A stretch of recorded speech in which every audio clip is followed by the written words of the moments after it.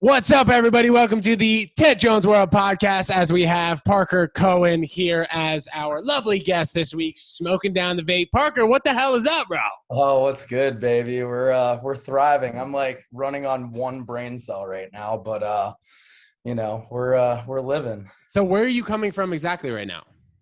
So, oh my God. So the last like 3 weeks have just been nonstop. So we were in Croatia for a week for Defected Croatia. That was like 3 weeks ago. Then we And came that's back. and that's a music festival? Yeah. So Defected is the record label. They're like massive house label based out of the UK. That was like the label that John released like his big hit Deep End on. So that was like ridiculous. We were there for like 6 days, just fucking bender and a half. Came back to Phoenix for like 2 days and then ripped it out to Miami. So we were in Miami for a week. John was shooting a music video with Sophie Tucker. They have a single coming up in like a week. Actually, no, it's literally coming out in like 2 days. It's coming out on Thursday. So we were filming a music video out there in Miami, and then he headlined Space, which is like Club Space is like the fucking, The zoo down there. yeah, it's the mecca of like all house music clubs in the States, so that was a fucking shit show. He played like a 7-hour set. And then after that, we ripped it over so like we're in Miami for a week, and then right after his Space set, we're like on no sleep. His set finished at like 9 a.m., like partied the entire day. And then we had to rip it over to Vegas, and he played Marquee Day Club on Sunday. So we were in Vegas for the last like 3 days. So Parker managing a number of musical acts, one of them being John Summit, who's like blowing up right now, big house DJ. So kind of describe like what your day-to-day life looks like. Like when you're on tour with some of these DJs. By the way, everyone, Parker Cohen, a former UConn tennis member, teammate of mine. Like, dude, I used to smoke weed in my apartment bathroom with this kid. So we've had a number of heavy talks and also, a number of light talks. But go ahead, man. Talk about your life. Yeah, dude. So, man, right now, day in the life of Parker Cohen is literally just like being hungover as fuck, having way too much work to do, like flipping my laptop open with, like I said, zero brain cells, just like answering emails. But yeah, I mean, like when we're on the road, it's just a lot of, I mean, actually not even when we're not on the road, it's just constant communication. So it's like we manage 7 artists, so it's a lot of like talking to them about their like day-to-day like tasks that they need to get done, projects that are in the works, deadlines. And then if we're not communicating with our artists, then we're communicating with labels or agents or other management teams that we might be lining up certain projects with, and so on and so forth. It's just constant communication. That's like the biggest thing. So being on the road like constantly, definitely, like it makes it tough because there's a lot of deadlines that we have to meet and a lot of just a lot of timelines that we have to adhere to. But then like obviously we're fucking partying and getting after it like every weekend, like it doesn't stop. But I mean, is there like a time when you guys need to like just settle down and be like, all right, like for this week we just have to like hone in on like what we're gonna do like the next month, and then we'll get back to partying and whatever. 100%. So like that's actually gonna be like my next week. So John is going to the UK. He's got he has like three shows, I'm pretty sure, in the UK this weekend. So like even for him, like we had like Tao Group, who ran his Vegas show this past weekend. Like they're trying to like butter us up, and they really want to take care of us because they want John to kind of be a mainstay for what they're doing. And like go to like all the locations and everything. Hopefully lock in a residency with them next year. So they got us like ballin' ass rooms. They like locked us in for 3 nights. They're like, I know he's only playing for 1, like, because typically when you get an offer, it's like you play a show and they take care of the hotel for like 1 night. But they locked us in hotels, like nice ass suites, at the Cosmos for fucking 3 nights, and they're like trying to like butter us up and take care of us and shit. So But no, so John's like, he's going to the UK on Thursday. And then this is like the first weekend in like a minute that we're not traveling with him. So we are just going to catch up on shit basically and hopefully get ahead as well. So we're like home free for the next week and a half. And then Labor Day weekend, EZU weekend, that's when we're right back on the road with them. So how we do need to like take those like moments, a week or two here and there to be able to kind of like regroup and get our shit together. So right now, I guess in terms of any of your artists, like how far in advance do you guys book? Like, I mean, would you really care if somebody was like, oh, like, I guess next August we want to have John or we want to have one of your other artists? Does it does it matter or how does it work? No, it definitely does. So basically, I mean, we have dates already that we're discussing in 2022 for some of our guys, and John included.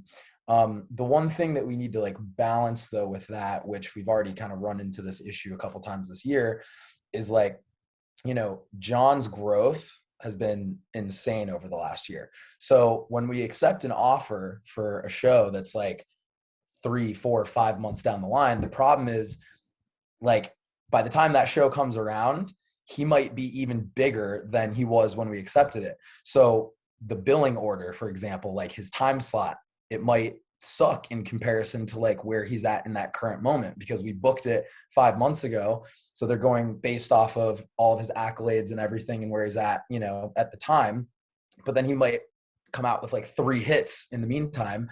And then the festival or the show or whatever it is gets there. And then it's like, oh shit, he's playing like the 6:30 p.m. slot when he should be playing the 10:30 p.m. slot, like more of a prime time, spot. The billing might not be as good on the fly. Like, there's so many variables that like, I think like people don't realize that we have to look into, but it's such a perception based industry. So everything from like how big your name is on the flyer to who you're playing before, who's playing after you, like all of that shit comes into play because the common fan who's going to these festivals sees these things and they just like, whether they're even like aware of it or not, they're subconsciously judging it, and like if they see his name maybe like a little bit smaller than the bigger performer. Exactly. And then and that's why we have to like be cognizant of like, not booking shit out too far in advance because maybe he's, like I said, 5 months down the road, his set time is below an artist that he's very clearly bigger than. It's not a very good look. And that's just the perception side of it. But then there's also the like the dollars and cents side of it. It's like, if we lock in a show 4 or 5 months from now at, X amount of dollars, he writes 3 hits in between now and then. It's like, he should have a higher fee, but he didn't because we, confirmed and locked it in. So short answer is like, yeah, we're always like, booking shit out in advance, and some things further out than others, but we have to be very cognizant of not doing it too far out because of all the reasons I just mentioned. Do you guys have I guess for all your artists, do you have you'd pay like a deposit and then after you're done, they pay you the full amount? How does that work? So the way that it works is all of our guys have agents, like booking agents. So we're the management. So management is like, I mean, it's everything from, PR to marketing to like branding to just like overall strategy of the project, as where a booking agent is a lot more like A to B of a task. Like a booking agent's job is to get as much money as possible in, every major market that the artist needs to break through. So, and don't get me wrong, like there's definitely strategy that goes into the booking side of things as well, but a lot of that comes from us. So technically the booking agents work for us and we are constantly communicating with them, trying to position our artists in the right markets, playing the right festivals, playing the right venues with the right promoters, because there's a lot of shit promoters out there and you obviously want to avoid them. But yeah, so then the way that it works like money wise is a promoter or a talent buyer will put in an offer to our agents. Let's say they put an offer for 10 grand for club space or like wherever it is, and there will just be like a whole like list of things that come with it: hotel, travel, whatever it may be. Sometimes there's like a back end bonus. If you sell this amount of tickets, we'll give you a $2,500 bonus, so on and so forth. And then usually there's a deposit that gets made, every promoter is different. And it's all based on who you're working with in what market. And then obviously it's based on like, you know, the amount of money that the offer was. Usually the more money it is, the smaller the deposit is. Cause if you're getting like a $50,000 offer, they're not going to give you a 50% deposit, you know, they're not. So it just kind of depends, but yeah, there's a deposit. And then after the show happens, they pay the rest of the fee. And then, you know, if there was a bonus included in it, then then they'll shoot that over depending on how many tickets were sold. And yeah, it's a lot.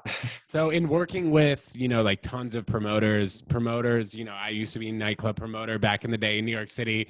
There were definitely a lot of shady characters. Have you ran into any people like just when you've been on the road where you've just had difficulty with, or maybe you still are trying to chase them down legally? So not as much as we used to. Like when we were like growing all of this and like, you know, first got started, you know, we didn't have booking agents for all of our guys because they weren't big enough yet, you know? So we were handling all the bookings in-house. And, you know, when you're doing that, promoters don't take managers quite as seriously as agents. Cause all, you know, like any like notable act is going to have an agent basically. So if you don't have one and your manager is handling it on your behalf, usually you kind of deal with some shittier people. So yeah, we definitely ran into like a handful of people that, you know, we do not work with anymore that, you know, we were booking shows back in like 2018, even like 2019 with. But now that we have agents, like the other thing that they do is they're like the ultimate quality control because they vet out, you know, all the offers that come through. So it's gotten to the point now where it's like, we might not even see half of the offers that we're getting for our guys because our agents get it and they know immediately that we're going to say no. Like we've built they've up seen enough offers and stuff. Exactly. And also like we have that rapport built with them now. So they just know what we're looking for. And if it's not in the price range of what we're, you know, shooting for booking fee wise, if it's not in a notable market, if it's not with a good promoter, they're just not even going to share. They're not even going to share it with us because they know that we're going to turn it down. And, you know, there's like a lot of building that gets done on this too. So it's like, you know, when you get an offer from a certain promoter, you know, like I'll give you a good example, like Golden Voice, who does Coachella, like they also do Sound Nightclub in LA and they do Splash House and, you know, they do a handful of other things. So there's like a lot of strategy that goes into like which promoters you're working with. So even if we get a good offer from maybe like a decent promoter in a certain market, like our agents won't send it to us if that's going to tarnish another relationship that we're like currently building in that area. So it's like, you know, Golden Voice is a good example. If we get an offer, even if it's really good, you know, in like out on the West Coast, if that's going to step on Golden Voice's toes, like we're not going to take it. Because how do you mean though? Like how would they step on somebody's toes? Because a lot of these promoters, like when they are booking you, especially like the really notable ones, like they're in it for the long haul. They want to like cater to you. They want to build out and like help grow your career, you know, through their, you know, their festival and through the markets that they run. So, you know, there's a thing called radius clause in a lot of these offers. In fact, in most of them, where if you get an offer and you accept it, in the contract, there will be a radius clause built in that basically says you can't play another show in this market for like 60 days prior and 90 days after within a 250-mile radius. Sure. Or a 400-mile radius or whatever it is. And it's because they want to be the one to build your act up and they want to like have that relationship and build out that longevity with you. So there's a lot of politics too that goes into this because some promoters don't play very nicely together. Some do, you know, and there's like a lot of promoters that will co-promote and, you know, come together on certain shows or certain festivals. But then just as easily as that happens, there's multiple promoters in one market that are all fighting over the same artists. You know, you got two festivals, right? Like every artist like can't play both, especially if these promoters don't play well with each other. So there's like a lot of politics that goes into it as well that just gets fucking it's like fun. It's like high school, it sounds. No, dude, it is. And like some of it gets petty as fuck too. Yeah. Like some of it gets really, really petty. But it's fun, dude. It's like just a big like chess game, you know, like. So I guess, and like it looks like this summer you guys have really been like, you know, sending it. I Oh must yeah. say, you know, I'm Yeah. watching your stories, keeping up on IG and everything. What's Yeah. been the craziest thing of the summer? I mean, do you have any one particular story that like stands out more so than anything else? Yeah. I guess so. Just like so okay, the last time John played Space in Miami, it was in May, and it was with Lee Foss, who's another like really notable, big house act. He's a legend. He runs one of the biggest tech house labels in the world, Repopulate Mars, right now, and they did a Repopulate Mars party, and it was Lee, John, and Annabelle England. And we just got fucking after it, like went until 10 a.m. Jeez. Yeah, just got after it. Um, and I guess like what made that weekend so memorable was after his set, we were all fucking trashed, just like on one. And Lee's like, all right, like let's go back to my fucking hotel. He was staying at I think it's called the Standard. It's like a little island, Oh yeah, that's on got, like the west side of yes. South Beach. On there. Yep, yep, yep. So we went back to his place at the Standard, and we were like, we're all awake right now. We're just fucking ripping it. Like, let's just keep the bender going. So we went back to the Standard, got our bathing suits, went and laid out by the pool, and it was like the hottest fucking day. Like, And this is this summer. this was back in like May. I'm pretty sure it was like end of May, maybe even early June. And I mean, we're all like retarded at this point. Like I'm like living on one brain cell, just not functioning. And we're out at the pool and nobody has sunscreen. Well, like Lee's wife ended up pulling this like tiny little tube out. And like, I hate the like rub on sunscreen. Like I can't do that shit. You're a spray guy? I need to spray because it's like, it's too much. You know what I mean? Like, yeah, just dude, let me do one of these guys and be done with it. Anyways, so I'm just like laying on like the beach chair or whatever. Chloe passes me the sunscreen. I'm just like, all right, there we go. I'm good. Well, I like proceed to lay out for like the next 3 hours. Everybody's like over to the left of me. So I'm like laying like on my side on this beach chair like this. Dude, I got absolutely roasted. Like I need to like actually find this picture. Just sunburned. The thing is with that Miami sun, it's like deceiving, like you can be out there for 30 minutes and you don't even know how insanely burned you get. Dude, it's brutal. And it was an uneven burn too. Oh, uneven as fuck. and dude, it's like here we are like 3 months later, and you can still see like the remnants of it, but like look at this shit.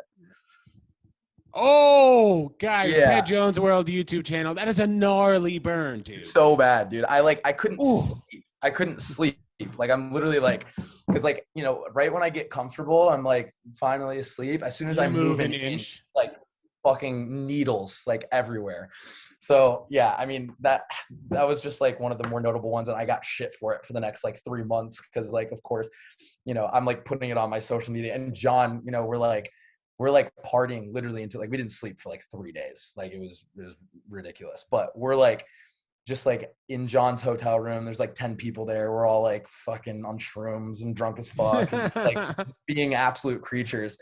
And John's like, "Wait, Parker, let me see your sunburn again real quick." So I'm like, "Oh." I pull it up and he comes over and just gives me the fattest 5-star on it, like posts it on his story. So then like for 3 months after that, everybody's like, "Wait, do you still have you still got it?" And like, dude, I literally like, you can like kind of see the remnants of it. It's so bad. Hilarious. Yeah, man. Sunscreen in that Florida sun. You gotta match it up. So, your company, man, getting pretty huge. What does it look like in the future? Are you signing more artists, like signing on more managers? What is that looking like? So, right now we're currently working with 7 artists. One of them is a vocalist. So we're trying to like diversify the portfolio a little bit. Everybody's in the house music space. That's kind of like our specialty, so to speak. Also our passion, like that's just what I fucking love. So, that's kind of the space that we've dedicated our time to. But yeah, like right now we're just in the process of kind of figuring out how to delegate work and hire, the right pieces around us. Because I mean, we're working 80-hour weeks, and then we're also on the road like at least 3 days a week. So it's getting to be a lot right now. And, it's been nice because obviously coming out of, COVID shit, like we all just wanted to party. But even aside from wanting to party, it was really good for Holt and I, my business partner, to like be on the road with our guys, because you end up rubbing shoulders with a lot of important people. So it's like, it's important to be there, you know, at this like stage of things.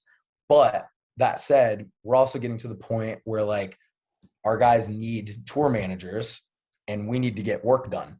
So it's like, we can't, like, we're getting to this point where we need to start like putting some, you know, a little bit of a team in place. So right now we're trying to figure out, you know, what we're going to do as far as hiring tour managers for our guys, so that, you know, when, like, for example, like when it's a fucking weekend run in North Carolina and it's not like a massive like thing that we have to be at to go like meet people or whatever, we need to be able to have a team that can go handle that shit, you know, for our guys, so that we can stay back home and get work done. So yeah, it's that, and really just trying to take advantage of the world, you know, opening back up. Knock on wood. I know there's a lot of like weird shit going on, Delta variant this, Delta variant that, but we're just taking advantage of, you know, not having played a show or had any show income for a year and a half. So So are you living with any of your team members in Phoenix? So does like that make it easier to kind of just like mesh and, yeah. you know, So talk about what needs to be done? So even like pre-pandemic, my business partner and I lived in a house in Scottsdale. We were renting a place for 2 years, and then pandemic hit. His girlfriend actually moved to Phoenix. They were like in a long distance relationship for a couple of years, so she moved here. And they, it worked. They're still yeah, together. it did. Mazel tov, bro. I Good for know, that. right? And he's like a music manager getting wasted with you Dude, guys all week. Must be dude, some girl. Dude, 7 years, bro. They've been together for 7 years. They're grinding. Snaps for them, bro. No, she's Great. the shit though. She's the homie. And you'd have to be able to put up with one of us right now, Yeah, because right? like it's like, yeah, it's ridiculous. But so they ended up buying a house together out in North Phoenix, and then when our lease was up on our house last July, so like right in the middle of the pandemic, I ended up just packing all my shit up, moving it into his house, like just kind of like into storage, basically. Like he's got a ton of fucking space here. So I put all my shit into storage in his house. And then I just went up to my lake house in Northern Michigan to live with family for the year, basically just to be rent free. And Right. you know what I mean? So, and that's the cool thing about like what we're doing. We don't have to be anywhere. It does help when we're in the same room. Like we get work done together so much better. And like when we're on phone calls, when we're right next to each other, it's just better. But we don't have to be. Like Zoom calls are really easy to hop on and like everybody logs in and whatever. Exactly. You know, phone call, same thing. Just do a conference call, whatever it may be. Everything is just, it's digital. It's all email, phone calls, and Zoom. So it was easy to do during the pandemic, especially when there was like no shows going on. It was just all about like, all right, how do we keep our guys relevant? Like, how do we keep the music flowing, and kind of just like make do with what we have right now, so that when the world does open back up, we can fucking do what we're doing right now and hit the ground running hard. But now that shit is back online, like it's important for us to be close to each other. So I moved out of the lake house, came back to Phoenix. I actually moved in with him and his girlfriend, and I'm starting to house hunt right now. So I'm looking to buy a house here in Phoenix myself. Nice, bro. But yeah, but for the meantime, it just works out really well, because we literally like, you know, we wake up, go downstairs, make a cup of coffee, get to fucking work, and don't stop until we go to sleep. Like it's just literally, it's 24/7. So, it would be tough if I was, you know, still at my lake house, because it just, there's so much going on right now. Yeah, and like I mean, it's like, you know, like the world is back open, it seems like, especially for like music festivals, because people love live music. You know what I mean? Well, and everybody was craving it too. It was like, Yeah. people just wanted human interaction. You know, Totally. like after a year and a half, it's like you just want to fucking party. Like you don't care if a snail is DJing. You just want to go out. And No, I know, dude. Like that's the same thing I'm seeing with comedy. Like it sometimes shocks me to see like how many people are at a rainy, thundery show on like Tuesday night at 9:30 p.m. I'm like, wow, this is insane. So, dude, are you still listening to the underground hip hop? I'm not even underground. Oh, of course. Oh, of course, of Yellow course. Wolf? Yo, for sure, dude. Don't Dude, make me so pop the trunk on you, dude. I used to ride around well dude in the Jeep Liberty, in my Jeep Liberty Yukon with Parker. He'd show me Yellow Wolf and I'd be like, yo, who is this guy? Who is Don't this make fucking guy? me go pop the trunk Well, on you. oh, dude. Also, the funniest thing ever that people should know is like you and I. We hadn't like talked for fucking ever, like a year or two. I don't even know how long. And then all of a sudden, like I got this Instagram DM from fucking Ted Jones, and I'm like, holy shit! Like, what the fuck is this? And it's Teddy just like in his car ripping Yellow Wolf, and he's just like selfie video. He's just like, don't make me go pop. Literally. And I was just like, Ted motherfucking Jones. I was like, holy shit! Like, No, what a literally, that was like in the middle of the pandemic too, right? yeah. Literally, I think it was probably like what 4 or 5 months ago, 6 months ago. I don't remember when it was, but I just know we hadn't talked in forever, and I was like, what the fuck? I was like, I have not seen this name in forever, and it's just a selfie video of you ripping Yellow Wolf in the car, and I was like, let's fucking go. So great, dude. But, So you're coming to New York for, I guess, like 24 hours in like a week and a half or yes, so. essentially, it's gonna be. Hopefully I'll see you, bro. But like, how does the next, I guess the next rest of the year kind of look for you guys? Do you have everything kind of lined up? Yeah, so we're like I said before, we're in the process of trying to find, a good tour management solution so that we don't necessarily have to be at everything. But dude, we have like we kind of already know like all the big dates that we're going to be at. Like there's some really big festivals coming up, as well as another one of our artists, Kyle Walker, is like having a moment right now and starting to like really, really take off. So, for the last like handful of months, we've really just been on the road with John because he's like, not to like sound biased, but like one of the biggest names in house music right now. So all of the shows he's going to, all the festivals he's playing, like he's kind of the like hot commodity. So people want to talk to us too. Like everybody on the business side, they're like, they want to like rub shoulders with us and get to know us because they're like, how the fuck did this just happen out of nowhere in the middle of the pandemic? So we've been on the road with him for that reason, because we need to like be meeting a lot of these people that we've been communicating with over the last year, just over Zoom chats and phone calls and whatnot.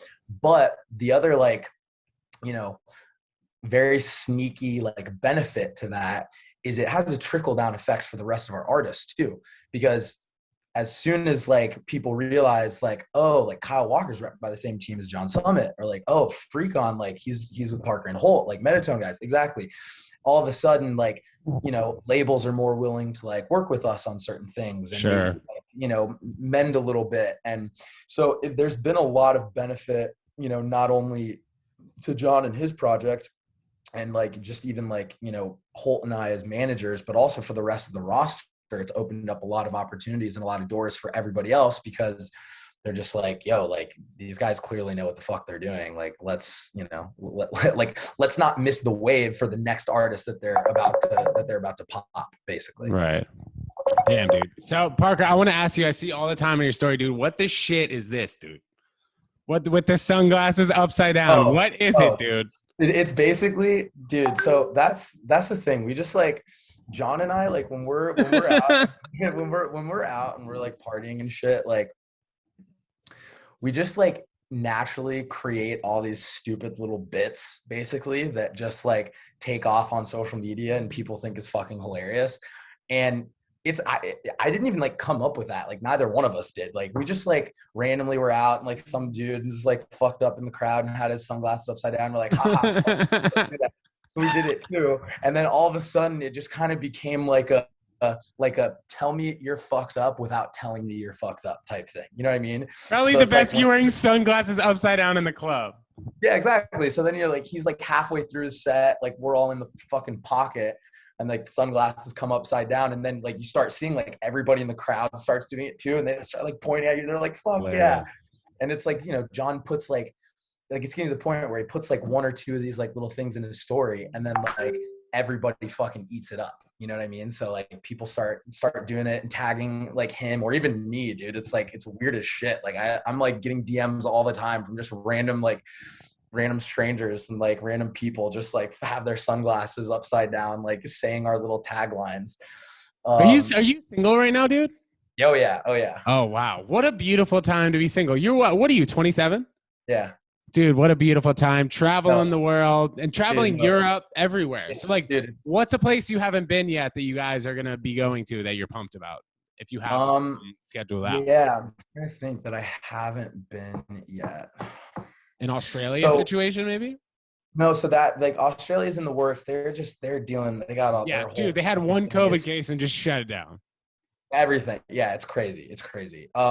That Australia is definitely in the books. Like hopefully next year we'll have like a good like, 4 to 6 week run where we're just gonna go out there and fucking, hit all the major clubs and just get after it. But honestly, there's not really anything in the books right now that like I haven't been to, but like really the biggest thing that we're hoping for is Ibiza. We want Ibiza to open back up so we can go rip it out TV. there. I've been, yeah, exactly, Ibiza. I've been before. Like I went like right after college. I went out there for like a week and a half with one of my buddies, but I wasn't like nearly like as engulfed in the music industry as I am now. So that's like the one place that I really want to get back to, because now we're like important and it's going to be sick to go out there and like have some status and be able to like, just go run shit at all the fucking legendary clubs that, that they have out there. But yeah, man, it's the next year, it's like we just have these like little pockets of breaks, and like this week being one of them, and then it's like every other weekend like we're on the road. If it's not with John, it's with another one of our artists. So you see yourself, I guess you said you're going to buy a house like as a resident of Arizona for definitely the next few years, right? Dude, Phoenix is the shit. I love it out here. It's the cost of living is amazing. It's you're like, a fucking an hour flight away from LA. It's like being in LA without being in LA, because the music scene is actually pretty good out here. If we need to go out to LA and we want to like, go for like a week or week and a half, we can just drive. It's like a 5 hour drive. It's not that bad. And then we can have a car out there. Or like I said, like Phoenix is like, pretty solid like hub airport. And, Yeah, they'll send you Phoenix the freaking jet. yeah, right. I mean, dude, they're literally like they're like $80 flights. So it's just an easy spot to be without having to be in LA. Like I really just don't want to live in California. And neither does Holt. We kind of both agreed. We're like, LA is like, and to be honest, it's not anymore. It used to be like if you worked in music, like you had to be in LA. Like you just did, especially in dance music. It's just like, I mean, New York too. That's like another, like another major hub, but really LA for like the dance music scene, like everyone is out there. So pre-pandemic, it really used to be like if you wanted to do shit in the music industry, you had to be in LA. So we kind of always had that like mental plan of like, all right, we might need to, move to California. But then the pandemic hit, and now it's like everybody's getting the fuck out. And it also kind of like the pandemic, I mean, in all industries, let alone the music industry, it kind of like shook everything up to where it's like so much shit gets done over Zoom chats now. It's like there's, I know like a lot of my friends even that work corporate jobs that like they have the choice to go back into the office or not. They have their work from home setup so dialed in that like they don't have to go into the office. They can just get everything done from home. So it's really, Phoenix is like just the best spot to be, I feel like, for what we're trying to do without having to be in LA. Right. Because I mean, if you were in like Texas, you'd still like definitely be like solid 3 hour flight. If in New York, Exactly. it's the same thing as LA. But yeah, Phoenix seems like, I mean, the place to be, especially since like if you're close to New York, I feel like there's not really a music hub that's like close to New York, right? Also, New York is like, it's New York is a little bit more corporate music. It's more for like the overall music industry. Like a lot of the like major labels and shit have like, headquarters out there, also in LA as well. But as far as like the underground scene, and I'm not saying that New York doesn't have a good underground scene, because it has an amazing one, but LA is like the West Coast is just where it's fucking at. So yeah, it's like Phoenix for me. It kind of happened on accident because I took my first job out of college in Phoenix. I was doing like talent, like, assistant talent buying, marketing, promotions for an event company out here. And that's kind of how I got my feet wet. I thought I was only going to be out here for like 6 months. I just like took this like paid internship basically, to get music industry experience and see where it took me. And then I got here, was here for 6 months. I was having a fucking blast. So I was crushing it. And I was like, all right, let's stay here for another 6 months. And then, after that first year, I was like, God, I have so many friends here now and love the scene out here. I was like, I could see myself living here long term. So yeah, for the foreseeable future, I see myself being here, and I want to buy a house and be able to invest in property. And, that even from an investment standpoint, it's a good move. Yeah, I love it out here. It just sucks 4 months out of the year. Like if you can just put up with chasing air. That's also, those are the 4 months you're traveling anyway, the most. Also true. Like I'm home 4 days, 3-4 days a week right now. So it's yeah, it's hot as fuck, but Miami, I'm going to New York, going to Chicago, kind of all over the place. So yeah, I don't know. There's something about the desert out here though. I fucking love, and I love how dry it is. Your boy's a sweater, and I don't like that humidity. So just throw my ass in the desert and I'm good. Nice, man. So when's the next time that we can see one of your performers lined up at a New York City club? Because I think that's probably the easiest way to see one of one of your talents, right? Yeah. So, I mean, we have Electric Zoo. John is playing he's playing an after party at King's Hall. But he is also supposed to play Brooklyn Mirage. I'm looking at the calendar right now because we got a lot of shit coming up. That's I feel like Brooklyn just in general in the last few years has taken over the house scene over here. A lot more shows there. Oh, it has. I mean, dude, but Brooklyn Mirage has very quickly become like one of the most notable venues in the country. I mean, it's always been sick, but it's if you play the Brooklyn Mirage, it's kind of so I would say Club Space in Miami is the best club in America as far as this music is concerned. Brooklyn Mirage is probably the best venue because I don't know that I would call Brooklyn Mirage a club because it's massive, you know what I mean? And they have all different types of genres that come through.